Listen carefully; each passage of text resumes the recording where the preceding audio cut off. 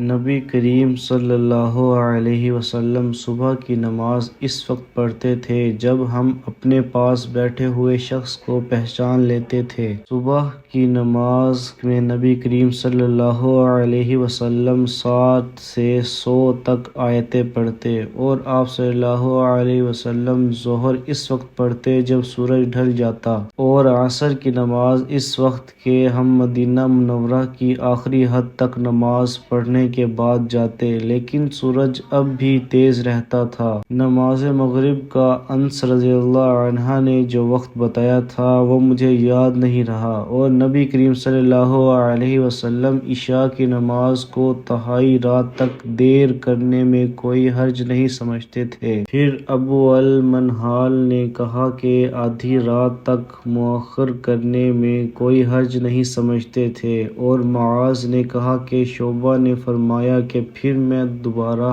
ابو المنہال سے ملا تو انہوں نے فرمایا یا تہائی رات تک۔ اس حدیث کو ہم سے حفص بن عمر نے بیان کیا، ہم سے شعبہ نے بیان کیا۔ ابو المنہال کی روایت سے انہوں نے ابو برزہ فضلہ بن عبید رضی اللہ عنہ سے انہوں نے کہا کہ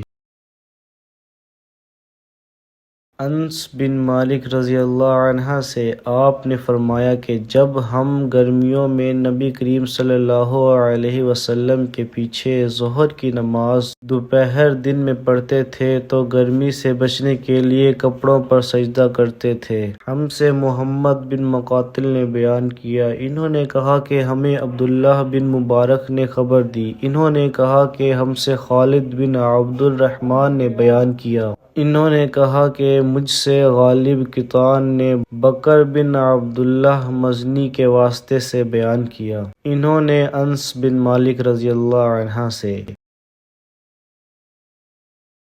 نبی کریم صلی اللہ علیہ وسلم نے مدینہ میں رہ کر 7 رکعت ایک ساتھ اور 8 رکعت ایک ساتھ پڑھیں، ظہر اور عصر کی 8 رکعت اور مغرب اور عشاء کی 7 رکعت۔ ایوب سختیانی نے جابر بن زید سے پوچھا، شاید برسات کا موسم رہا ہو؟ جابر بن زید نے جواب دیا کہ غالباً ایسا ہی ہوگا۔ اس حدیث کو ہم سے ابو النعمان نے بیان کیا، کہا ہم سے حماد بن زید نے بیان کیا عمرو بن دینار سے، انہوں نے جابر بن زید سے، انہوں نے ابن عباس رضی اللہ عنہ سے کہ